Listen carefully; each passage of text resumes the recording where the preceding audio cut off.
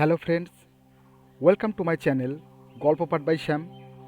ভিন্ন ভিন্ন স্বাদের গল্প পাঠ শুনতে অবশ্যই চ্যানেলটিকে সাবস্ক্রাইব করবে, আর যদি গল্প পাঠ ভালো লাগে তাহলে অবশ্যই লাইক এবং শেয়ার করবে। চলো আর বেশি কথা না বলে আজকের গল্প পাঠ শুরু করা যাক। আজ আমি যে গল্পটি পাঠ করতে চলেছি সেটি শুক্লতা রাওয়ের লেখা বোতলের ভূত। চলো শুরু করা যাক। একজন গরিব কাঠুরে ছিল। সে রোজ সকাল থেকে সন্ধ্যা পর্যন্ত কাঠ কাটত। কাঠ কেটে যখন তার কিছু টাকা জমল, তখন সে সেই টাকা দিয়ে তার ছেলেটিকে পাঠিয়ে দিল শহরে লেখাপড়া শিখতে। ছেলে খুব মন দিয়ে পড়াশুনো করে, তার বেশ নামও হচ্ছে। এর মধ্যে তার বাবার টাকা গেল ফুরিয়ে। কাজেই তার লেখাপড়া শেখা হলো না। সে বাড়ি ফিরে এলো। কাঠুরেরও তাতে ভারী দুঃখ হলো। ছেলেটি তাকে এই বলে সান্ত্বনা দিল, তার জন্য ভাবছো কেন বাবা? যদি কপালে থাকে ঢের লেখাপড়া হবে। এখন চলো কাঠ কাটতে যাই। কাঠুরে বলে, তোমার গিয়ে কাজ নেই, কখনো কাঠ কাটনি, এত পরিশ্রম করতে তুমি কি পারবে? আর আমাদের তো একখানা বই কুড়ুল নেই। কিন্তু ছেলে যাবেই ঠিক করেছে। সে বলল, আর কারোর কাছ থেকে একটা কুড়ুল চেয়ে আনো বাবা। তারপর কদিন কাঠ কাটলে যে পয়সা হবে তাই দিয়ে একটা নতুন কুড়ুল কেনা যাবে। তখন আর একজনের কুড়ুল ধার করে নিয়ে দুজনে বনের ভিতরে গেল কাঠ কাটতে। দুপুরবেলায় কাঠুরে কুড়ুল রেখে তার ছেলেকে ডাকল, এসো একটু বিশ্রাম করে চারটে খেয়ে নি। বড় পরিশ্রম হয়েছে। কিন্তু ছেলের ইচ্ছে নেই বিশ্রাম করতে। তুমি খাও, আমার মোটেই খিদে পায়নি।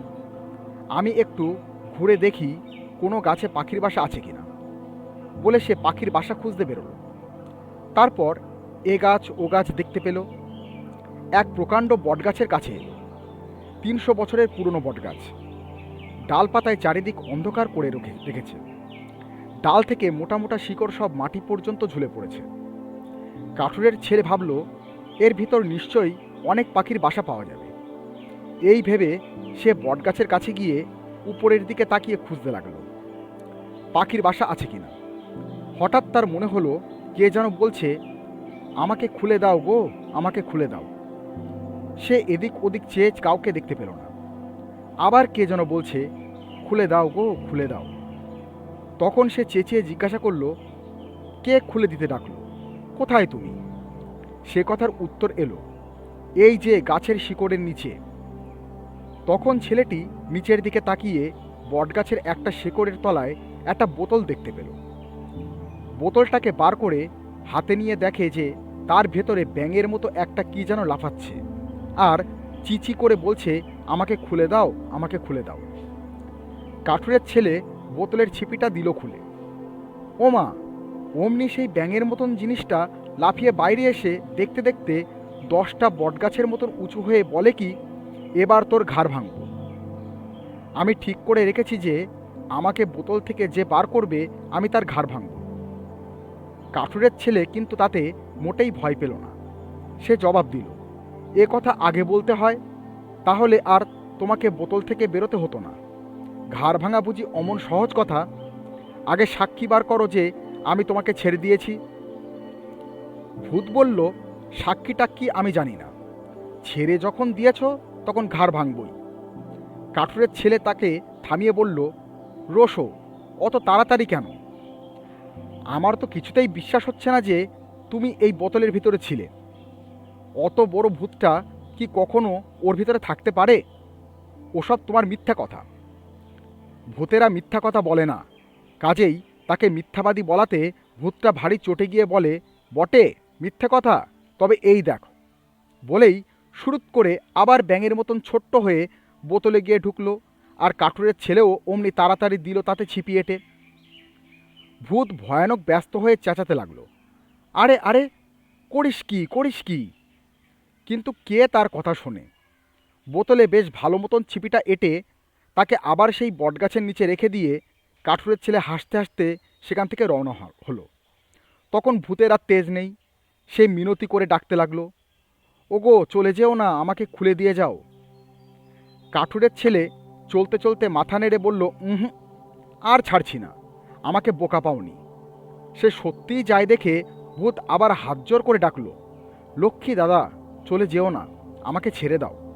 তোমাকে এমন জিনিস দেব যা দিয়ে তুমি চিরকাল সুখে থাকতে পারবে।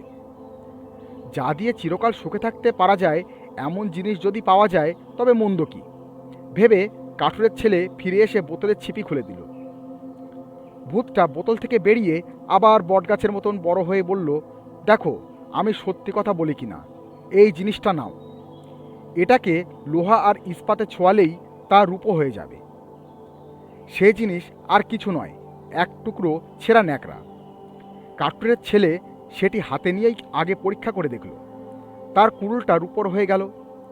তখন ভূতকে নমস্কার করে অনেক ধন্যবাদ দিয়ে কুড়ুল নিয়ে চলে গেল বাবার কাছে। এদিকে ছেলের দেরি দেখে কাঠুরে ব্যস্ত হয়েছে। ছেলে ফিরে আসতেই সে তাকে জিজ্ঞাসা করল, এতক্ষণ কোথায় ছিলে? বেলা চলে গেল, কাঠ কাটবে কখন? এই যে বাবা, এখনই কাটছি, আমার কিছু দেরি হবে না বলে ছেলেটি যেই একটা গাছে কোপ দিয়েছে অমনি কুড়ুলের মুখ গিয়েছে বেঁকে। খাঁটি রূপো তো আর লোহার মতন শক্ত হয় না, তা দিয়ে কাঠ কাটা চলবে কেন? ছেলেটি তার বাবাকে বাঁকা কুড়ুলটা দেখিয়ে বলল, আমাকে কীরকম কুড়ুল দিয়েছ যে কাটতে না কাটতেই ভেঙে গেল? কাঠুরে তাকে, কি করলি, ভেঙে ফেললি, সর্বনাশ!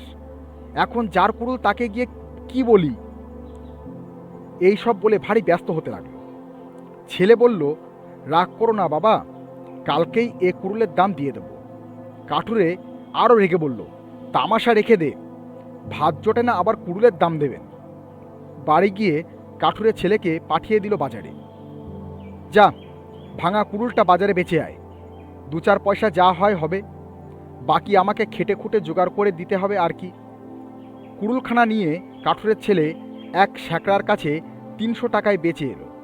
বাড়ি এসে সে তার বাবাকে বলল, যার কুড়ুল তাকে জিজ্ঞাসা করে এসো তার কুড়ুলের দাম কত ছিল।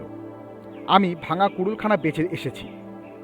জিজ্ঞাসা করে কি হবে, কুড়ুলখানার দাম ছিল 8 আনা। ভাঙা কুড়ুল বেচে তুই আর কত এনে থাকবি, বলল তার বাবা।